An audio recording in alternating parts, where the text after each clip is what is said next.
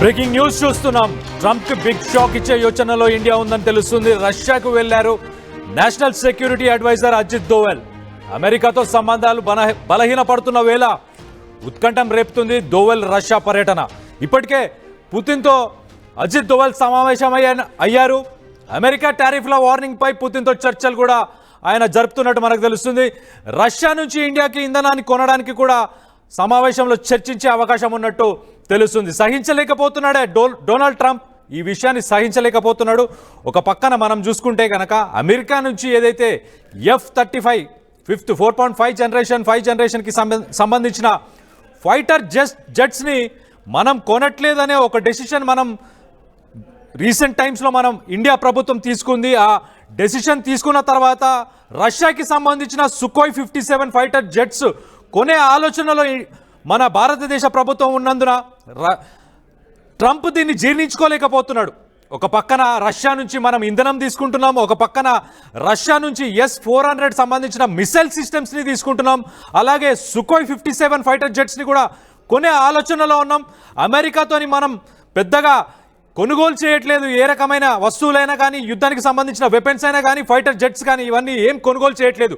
దీంతో ట్రంప్ పిచ్చెక్కిపోతున్నాడు. మా మాట ఇండియా వినట్లేదు అని చెప్పి ద్వంద్వ వైఖరి, అంటే ఒక పక్కన మా అన్ని కొనాలని చెప్తున్నాడు, ఒకవేళ వినకపోతే ఆంక్షలు, ట్యాక్సెస్ ఇవి రెండు ఖచ్చితంగా విధిస్తాను మీ మీద అని చెప్పి బెదిరిస్తున్నాడు. ఇలాంటి వైఖరితో ఇప్పుడు ప్రస్తుతం ట్రంప్ ఉన్నాడు. దీనికి సంబంధించి మరిన్ని వివరాలు మా ప్రతినిధి సచిన్తో మాట్లాడి తెలుసుకునే ప్రయత్నం చేద్దాం. సచిన్, చెప్పండి, అసలు F-35కి సంబంధించిన ఫైటర్ జెట్స్ని మనం తీసుకోవట్లేదు అన్న కోపంతోనే ఇప్పుడు ఇలాంటి ఆంక్షలు విధించడం, ఇలాంటివన్నీ చేస్తున్నాడా?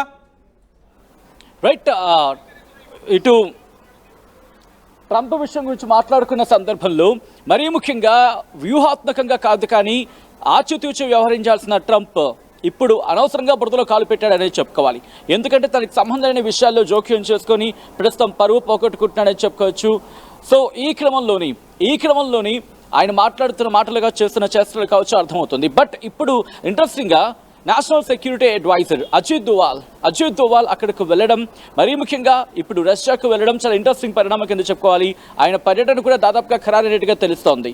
సో ఈ క్రమంలోని ఇటు national security advisor Ajit Doval పర్యటన రష్యాకు వెళ్ళడం చాలా ఆసక్తికర పరిణామం కింద చెప్పుకోవచ్చు. ఎందుకంటే ట్రంప్ తీసుకుంటున్న నిర్ణయాలు కావచ్చు, ట్రంప్ చేపడుతున్న చర్యలు కావచ్చు, ఇంకా సుంకాలను విధిస్తాను అని చెప్పి మంకుపట్టు పడుతున్న నేపథ్యంలో మరీ ముఖ్యంగా ఒక విధంగా చెప్పండి తన పొగరును చూపించే ప్రయత్నం అని చెప్పుకోవాలి. తన పొగరును చూపించుకునే ప్రయత్నం చేస్తున్న ట్రంప్కి గట్టిగా సమాధానం ఇవ్వాలని చెప్పి ఇప్పటికే భారత్ నిర్ణయించుకున్న సందర్భం మనం ఇక్కడ చూడొచ్చు. ఎందుకంటే ఇప్పటికే చెప్పుకొచ్చింది, రష్యా నుంచి కేవలం మేమే దిగుమతి చేసుకుంటున్నామా, మరి నువ్వు చేస్తున్న వ్యాపారం సంగతి ఏంటి అంటూ కూడా కొన్ని క్వశ్చన్స్ రైజ్ చేస్తుంది.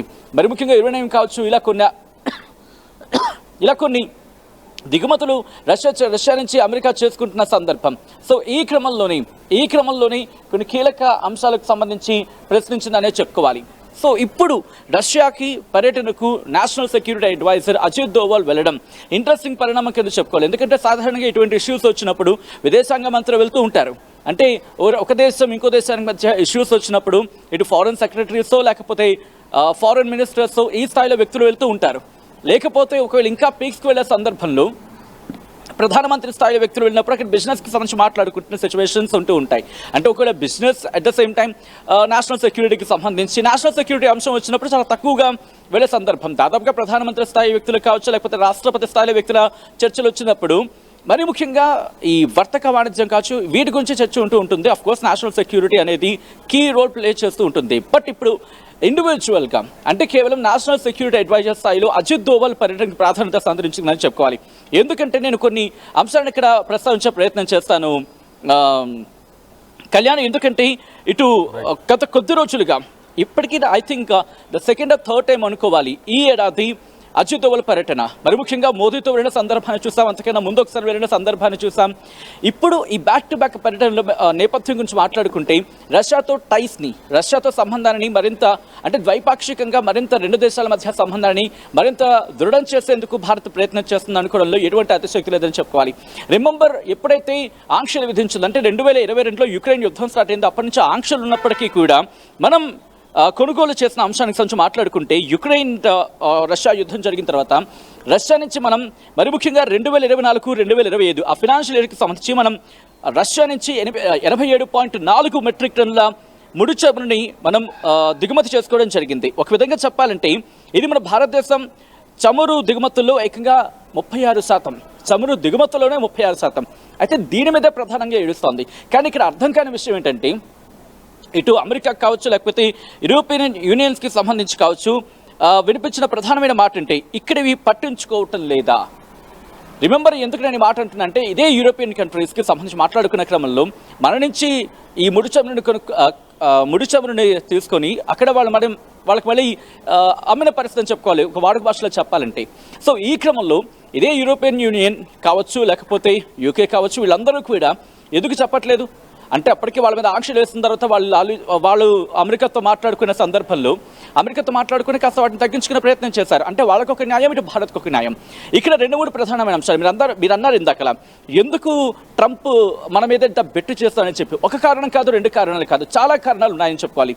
దాంట్లో ప్రప్రథమంగా ముందు తన నేను అనే ఒక అంశం, దాన్ని ఏమంటారు అహం అంటారు మన తెలుగులో. అహం ఎక్కువ బలిసిందనే చెప్పుకోవాలి ఇక్కడ ట్రంప్కి. బహుశా ఈ మాట కాస్త కఠినంగా అనిపించవచ్చు కానీ కరెక్ట్ మాట. ఎందుకంటే ఇక్కడ బెంజమిన్ నెతన్యాహు తన మాట వినట్లేదనే కోపం, అమెరికాకు సంబంధించి రష్యా తన మాట వినట్లేదనే కోపం, చైనా తన మాట వినట్లేదనే కోపం, ఇప్పుడు భారత్ కూడా తన మాట అంటే ప్రొజెక్ట్ చేసుకోవాలనుకుంటున్నాడు. నేనే గొప్ప అనే ఒక ప్రొజెక్షన్ ఇవ్వాలనుకుంటున్నాడు. ఈ నేపథ్యంలో అమెరికాలో కూడా తన మీద ఒపీనియన్ బలహీనపడుతోంది. ఇది ఏమాత్రం కరెక్ట్ కాదు, బిజినెస్ తనకి దెబ్బతినే అవకాశం ఉంటుంది. అందుకే ఇక ఆఖరి ప్రయోగంగా, ఎందుకంటే తనకు ఆ మధ్య ఒక ఫైజన్ అంశానికి సంబంధించి చర్చకు వచ్చింది, ఆ అంశం కూడా తన మీద ప్రభావం చూపిస్తుంది. వీటన్నిటిని డైవర్షన్గా ఇటు భారత్ మీద పడిన సందర్భం. అందుకంటున్నాడు 25% కాదు ఇంకా అంతకన్నా ఎక్కువ వేస్తాను టారిఫ్స్ అంటూ చెప్తున్న సందర్భంలో భారత్ బెదరటం లేదు. ఒక్కసారి మీరు లైన్ లో ఉండండి. నిన్న ట్రంప్ టారిఫ్స్ గురించి ఏం మాట్లాడాడో దాని గురించి ఒక్కసారి ఆ విజువల్ చూద్దాం ఒక్కసారి. Sachin,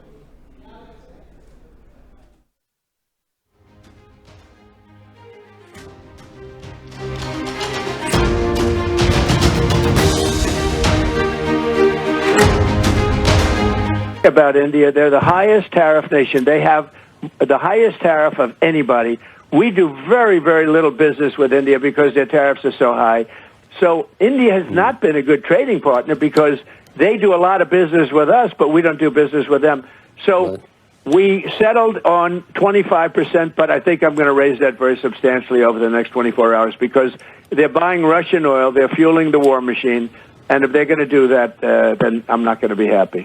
About India, they're the highest tariff nation. మాకు ఇండియాతోని చాలా తక్కువ బిజినెస్ జరుగుతుంది, కానీ మేము ఇప్పుడు ఆ ఉన్న బిజినెస్ మీద కూడా 25% ఇప్పుడు టారిఫ్ వేసాను, కానీ 24 గంటల్లోనే ఇంకా టారిఫ్స్ వేస్తా అని చెప్తున్నారు సచిన్. మనం ఇంకొక పాయింట్ గమనిస్తే సచిన్, మనం చూస్తే కనుక పెహల్గాం కావచ్చు, ఆపరేషన్ సింధూర్ తర్వాత కూడా ఇదంతా నేనే రిజాల్వ్ చేసేసా అని ఒక క్రెడిట్ తీసుకున్నాడు.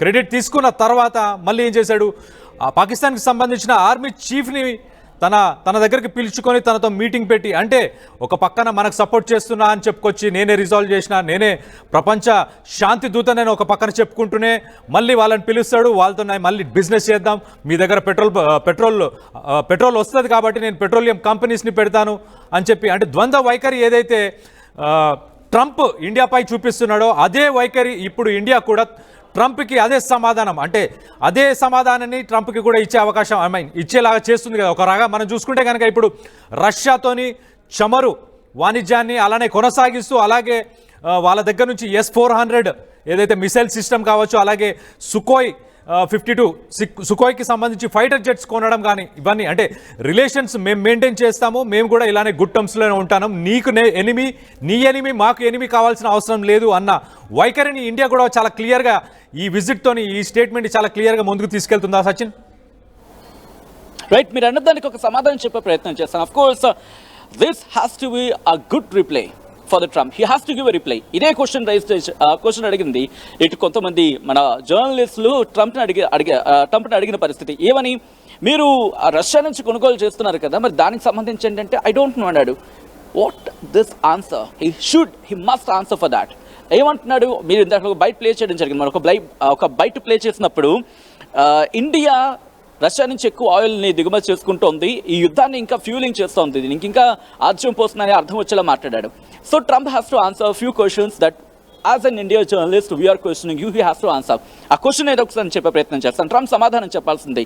మరి ముఖ్యంగా from the beginning of January when you are taking oath as a president, from there to May, during the period of January to May, జనవరి నుంచి మే వరకు మధ్యకాలంలో ప్లాటియం, యురేనియం వీటి దిగుమతులు రష్యా నుంచి కొనుగోలు చేసిన నువ్వు కాదా? ఎంత పెరిగిందో, ఏకంగా 23% పెరిగింది. ఇది నేను చెప్తున్న మాట కాదు Kalyan. And Trump has to answer for this questions. US ITC లెక్కల ప్రకారం రష్యా నుంచి అమెరికా కొనుగోలు చేసిన అంశం. So if it is not comes under the fuelling of war, what should Trump will answer this? ఈ క్వశ్చన్ నిజంగా ట్రంప్ సమాధానం చెప్పాల్సిందే. ఇక్కడ క్లియర్ కట్గా ఒకటే మాట కనిపిస్తోంది, ఇదేదో అమెరికా మీద ప్రేమ ఏదో ట్రంప్కి వచ్చేసిందని కాదు. ఇక్కడ రెండు అంశాలు, అంటే జస్ట్ వచ్చిన క్వశ్చన్గా నేను చెప్పే ప్రయత్నం చేస్తాను. డీటెయిల్గా మాట్లాడుకోవాలంటే ఇది ఒక పెద్ద హిస్టరీ అవుతుంది మళ్ళీ. బట్ ఇక్కడ ప్రధానంగా చెప్పాలంటే ట్రంప్ విషయంలో ఒకటి, తన వ్యవసాయ ఉత్పత్తిని భారత్లో ప్రవేశపెట్టాలనుకోవడం ఒకటి. రెండోది, అమెరికాకు సంబంధించి ఆధిపత్యాన్ని ఇక్కడ దెబ్బ కొట్టే అవకాశం ఉందనే చర్చ జోరందుకుంటున్న క్రమంలో దానికి భయపడిపోతున్నాడు. ఇక మూడోది, తన పేరు రోజు రోజుకి పడిపోతుంది, రోజు రోజుకి దిగజారిపోతుంది, అమెరికన్లో తన మీద వ్యతిరేకత మొదలవుతోంది. దానికి దెబ్బ కొట్టేందుకు నేను సో కాల్ దిస్ బిగ్ అని చెప్పుకోవడానికి ఇక్కడ తను చెప్పుకుంటున్న మాటలు.